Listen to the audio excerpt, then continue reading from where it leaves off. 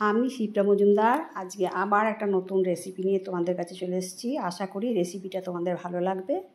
তাহলে চলে এসো, দেখতে শুরু করো আমি তোমাদেরকে কি দেখাই।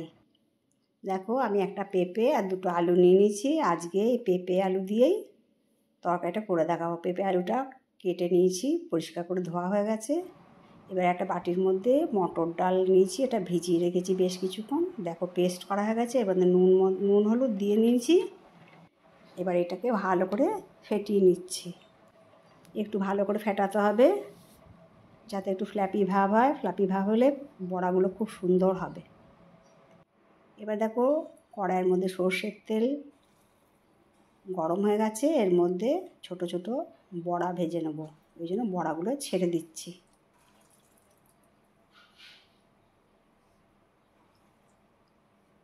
আমি মটর ডালের বড়া দিয়েই করলাম। আজকের রেসিপিটা মটর ডালের বড়া দিয়েই করবো। এটা ছোলার ডাল, মুসুরির ডাল, যে কোনো ডালের বড়া দিয়েই তৈরি করা যায়। দেখো, বড়াগুলো উল্টে দেওয়া হচ্ছে এপিট ওপিট করে। সুন্দর করে ভেজে নিতে হবে। যখন বেশ লাল লাল হয়ে গেল তখনটাকে নামিয়ে নিতে হবে।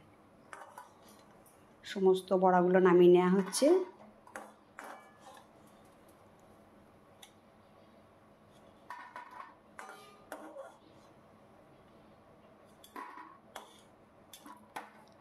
এবার যে তেলটা ছিল তার মধ্যে সেকেন্ড ব্যাচের বড়াগুলো দেওয়া হয়ে গেছে। এবার এইটাকেও উল্টে নেওয়া হচ্ছে।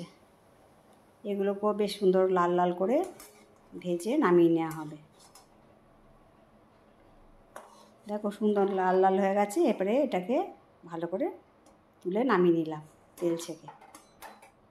এরপরে কড়াইয়ের মধ্যে যে তেলটুকু আছে তার মধ্যে একটু জিরে আর একটা শুকনো লঙ্কা ফোড়ন দিয়ে দেওয়া হলো।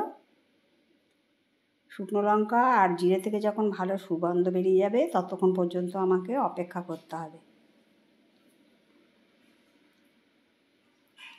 দেখো, ওটা বেশ ভাজা ভাজা হয়ে গেছে। এরপরে সমস্ত আলু আর পেঁপে কেটে রেখে ধুয়ে কেটে রাখা হয়েছিল সেটা দিয়ে দেওয়া হলো। এরপরে 1 চামচ লবণ আর 1 চামচ হলুদ দিয়ে দিলাম।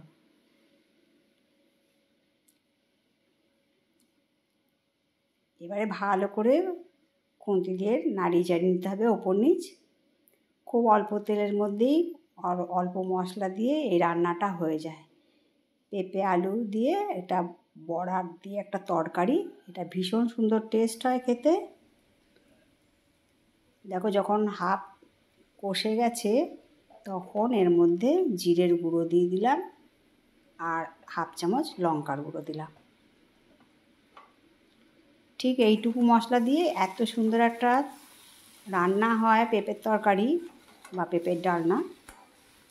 এটা ভাত, রুটি, পরোটা সব কিছুর সাথে খেতে ভীষণ ভালো লাগে। তাই আমার বন্ধুদেরকে বলবো তোমরা একদিন এইভাবে রান্না করে খেও। আশা করি তোমাদের ভীষণ ভালো লাগবে। দেখো, মশলাটা যখন কষানো হয়ে গেল তার মধ্যে আমি অল্প একটু জল দিয়ে দিলাম যাতে না মশলাটা পুড়ে যায়।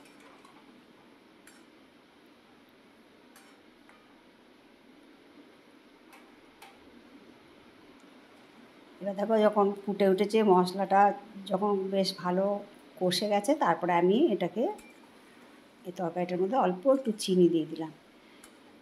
নিরামিষ তরকারির মধ্যে অল্প একটু চিনি দিলে স্বাদটা ব্যালেন্স হয়ে যায়, ভীষণ সুন্দর খেতে লাগে। এবারে অল্প একটুখানি ঘি দিলাম।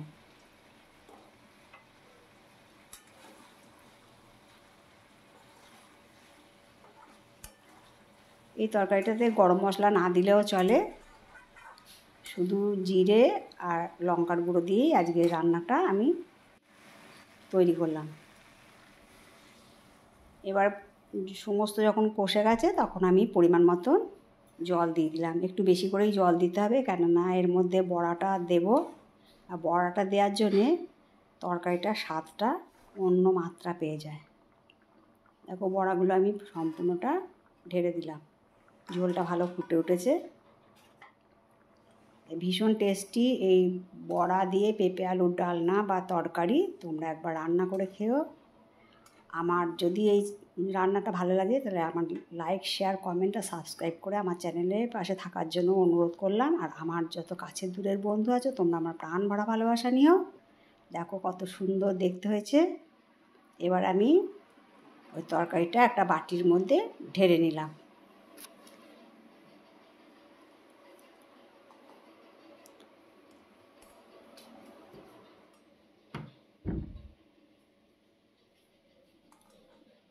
তাহলে আজকে নিরামিষ রেসিপিটা আজ এই পর্যন্ত রাখলাম। যারা নতুন চ্যানেলে ভিজিট করছো তারা অবশ্যই বেল বাটনটা প্রেস করে দিও। তাহলে আজ এই পর্যন্ত রাখি, কেমন? টাটা।